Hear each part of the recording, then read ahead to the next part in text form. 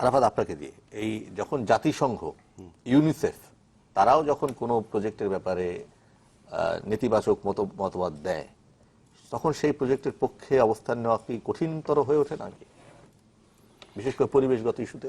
না, আমি আসলে এভাবে মনে করি না। কারণ হচ্ছে যে এটা তো শেষ কথা না। নাম্বার ওয়ান হচ্ছে ইউনেস্কো তো কোনো অনুমোদন প্রদানকারী কোনো প্রতিষ্ঠান না। বাংলাদেশে একটা প্রজেক্ট হবে কি হবে এটা তো বাংলাদেশের সরকার এটা ডিসাইড করবে, এবং আমাদের অনেকগুলি প্রতিষ্ঠান আছে যেগুলো ছাড়পত্র অনুমোদন দেয়, পরিবেশগত দিক থেকে বলেন বা টেকনোলজি সাইড থেকে বলেন।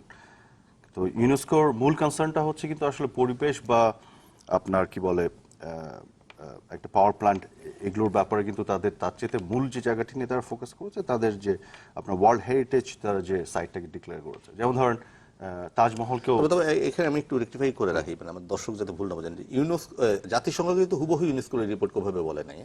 জাতিসংঘ বলেছে যে ইউনেস্কোর কনসার্নটা বিবেচনা করা যেতে পারে। Right right right. হ্যাঁ, না, তারা একটা কনসার্ন জানিয়েছে। এখন তারা একবার এসেছিল, দুবার সম্ভবত তারা এসেছিল, দেখে গেছে।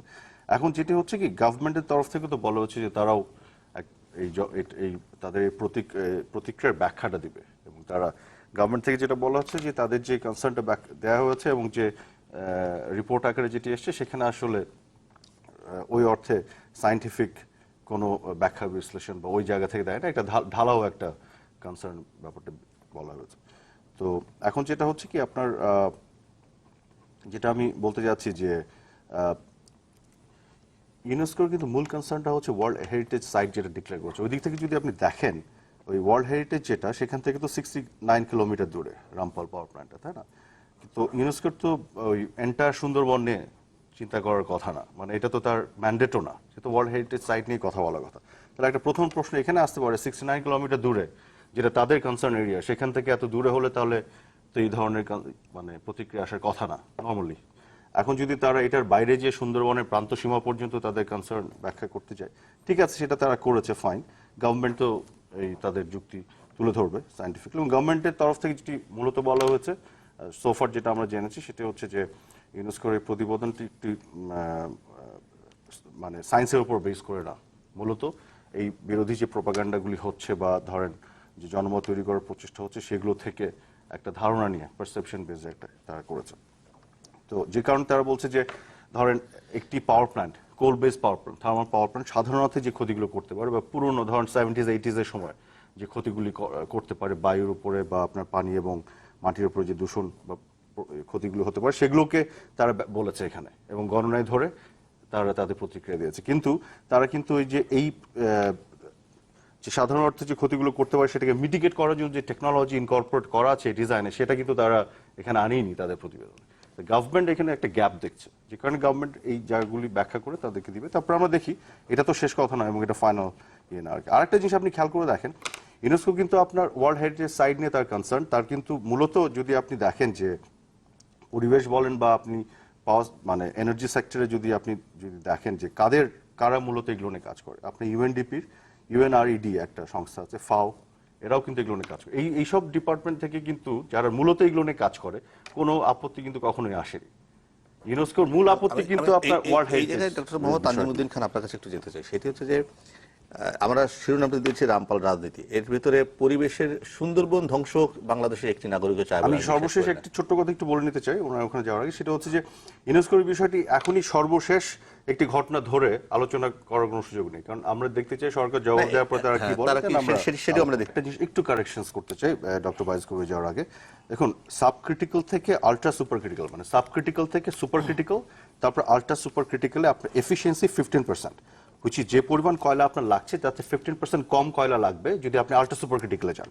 এবং একটা থাম্ব রুল আছে, 1% এফিসিয়েন্সিতে আপনার কার্বন এমিশন 33% কমে যায়। তার মানে আপনি সাবক্রিটিক্যাল থেকে আলট্রা সুপার ক্রিটিক্যালে গেলে কার্বন এমিশন কিন্তু 45% ডিফারেন্স মেক করছে। তারপরেও বাকি যেটা করছে কার্বন এমিশন এবং সক্স নক্সের যে বিষয়টি, সেটা কিন্তু শুধু আলট্রা সুপার ক্রিটিক্যাল প্ল্যান্টটা টেক কেয়ার করছে, এটার জন্য আরো অ্যাডিশনাল টেকনোলজি ব্যবহার। অল্প হলেও তো দূষণ হবে না, কিন্তু এখানে যেটা উনি বলার চেষ্টা করছেন, আপনি যে নিঃশ্বাস ছাড়ছেন এখানেও তো দূষণ হচ্ছে, আপনি কার্বন ডাই অক্সাইড ছাড়ছেন না। দূষণ কিসে হচ্ছে না? যে কোনো অ্যাক্টিভিটিতে, হিউম্যান অ্যাক্টিভিটিতে দূষণ হয়। আচ্ছা, এখানে যে কারণে মানে হিউম্যান কমিউনিটি যেটা করেছে, একটা পারমিসেবল রেঞ্জ সেট করেছে যে অ্যালাউয়েবল কতটুকু আমরা অ্যালাউ করতে পারি যাতে করে আসলে ক্ষতি মাত্রা মিনিমাল এবং হবে না। কারণ আপনার ডেভেলপমেন্ট অ্যান্ড এনভায়রনমেন্টের মধ্যে একটা ব্যালেন্স সেট করতে পারে। আমরা এমন কিছু করতে পারবো না যে মানে এনভায়রনমেন্টকে একবার শেষ করে দিয়ে ডেভেলপমেন্ট করবো, তাহলে তো সাস্টেনেবল হবে না। আবার মানে এমনও করা যাবে না যে ডেভেলপমেন্ট কিছুই করবো না, সব চুপচাপ করে বসে থাকবো শুধুমাত্র এনভায়রনমেন্ট বাঁচানোর জন্য। যেখানে ব্যালেন্সের জন্য গ্লোবালি যে স্ট্যান্ডার্ড সেট করা হচ্ছে, যেটা ডক্টর বাইজুল কবির বলছেন, সেই স্ট্যান্ডার্ডের মধ্যে থাকলে ইট ইজ ওকে, এটা গোটা গ্লোবালি ইট ইজ অ্যাকসেপ্টেড।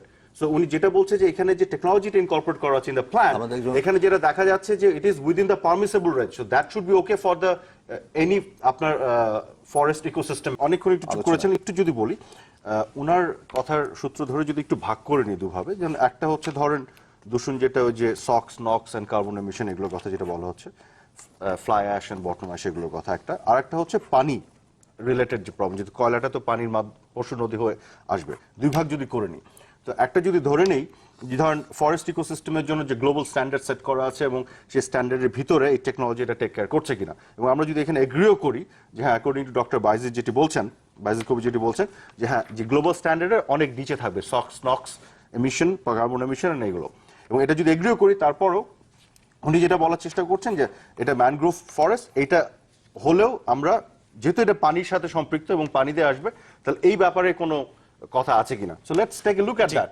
সেইখানে কি বলা আছে, কথা নাই সেটা কিন্তু বলা যাবে না, কথা আছে। আমি শুধু একটা জিনিস এক্সপেক্ট করবো, সেটা হচ্ছে যে আমরা একটা ওপেন মাইন্ড নিয়ে লেটস হ্যাভ এ ডিসকাশন। আমরা যদি এটা এগ্রি করি যে আমরা সব পক্ষই বাংলাদেশের ডেভেলপমেন্ট চাই এবং বিদ্যুৎ প্রোডাকশন চাই, আবার সব পক্ষই সুন্দরবনকে রক্ষাও করতে চাই, তাহলে তো আমাদের মধ্যে ডিসএগ্রিমেন্ট নাই। আসলে ডিসএগ্রিমেন্ট মানে মূল জায়গাতে নাই, ডিসএগ্রিমেন্টটা হচ্ছে ওই জায়গাতে একটা পক্ষ ভাবছে যে সাধারণ অর্থে এই প্রসেসে সুন্দরবনের ক্ষতি হয়ে যাবে, আরেকটা পক্ষ বলছে না, look at the document, look at the information, look at the design, এখানে যে টেকনোলজি বলা আছে সেই তাতে এটা হবে না, ক্ষতি হবে না। কারণ যখন বলা হচ্ছে, ডেইলি স্টার যে রেফারেন্স দিল যে কি 58% যে নাম্বারটা বলা হলো, অথচ সেটা আসলে এফজিডি ইনকর্পোরেট করার পরে 14% নেমে আসছে, হুইচ ইজ গ্লোবাল স্ট্যান্ডার্ডের মাত্রার অনেক নিচে। কাজে এইখানে যে একটু ছলচাতুরির আশ্রয় নেওয়া হচ্ছে, আমি বলবো যে উইদাউট দ্য টেকনোলজি কি হবে সেটা বলা হচ্ছে বারে বার, কিন্তু উইথ দ্য টেকনোলজি এটা যে আপনার পারমিসিবল মাত্রার মধ্যে চলে আসবে, এটা এক্সাম্পল দেন এই টেকনোলজি ব্যবহার করে পলিউশন ফ্রি পাওয়ার জেনারেশন পৃথিবীর কোথায়। আচ্ছা আমি দিচ্ছি আপনাকে, আমি এটা thank you for the raise this question, আমি থ্যাংক ইউ ফর দিস। শুনুন, গ্রেট ব্যারিয়ার রিফ অস্ট্রেলিয়াতে, এটাও কিন্তু একটা ওয়ার্ল্ড হেরিটেজ সাইট, এবং এইখান থেকে এটা খুবই অদূরে আপনার গ্ল্যাডস্টোনে একটা সাব ক্রিটিক্যাল পাওয়ার প্ল্যান্ট অস্ট্রেলিয়াতে করা হয়েছে, এবং এই সাব ক্রিটিক্যাল পাওয়ার প্ল্যান্টে যখন করা হয় তখনও কিন্তু ইউনেস্কো এখানে আপনার এই ধরনের একটা প্রতিবেদন পাঠিয়েছিল, কিন্তু অস্ট্রেলিয়ান গভর্নমেন্ট কিন্তু সেই প্রতিবেদনের তোয়াক্কা করেনি। এবং আপনাকে আমি বলি এই গ্ল্যাডস্টোনে এরকম সাব ক্রিটিক্যাল, আল্ট্রা সুপার ক্রিটিক্যালও না, সেইখানে কিন্তু এই পাওয়ার প্ল্যান্ট হচ্ছে, চলমান আছে, চলছে, এবং ঠিক লেকের পাশে, এবং ওখানে আপনি যে দেখে আসবেন, মানে এটা ফিজিক্যাল। ওখানে আমি একটু বলি, তাহলে শেষ করে যেটা আপনি বললেন আমি আবার দিয়ে দিচ্ছি, ওখানে পানির ব্যাপারে বলার জন্য একটু সময় দিতে হবে। ওইখানে আপনার যেটা আমি একেবারে ওই স্থানীয় লোকের কাছে যেটা শুনেছি, ওই আপনার উইকেন্ডে পিকনিক করতে যায় লোকজন, এবং ওইখানে ওই যে লেকের পাশে ওটা আছে, ওখানে সাঁতার কাটে মানুষ, মানে সবকিছুই হচ্ছে, এবং ওখানে আপনার মৎস্যের কথা বলেন, আপনার পরিবেশ প্রতিবেশের কথা বলেন, গাছে কারো কোনো কথা বলেন। দেখেন ওনার লাস্ট প্রশ্ন উত্তর ধরে বলি, ইকোলজিক্যাল সিস্টেমে কোনো পরিবর্তন আনবে কি?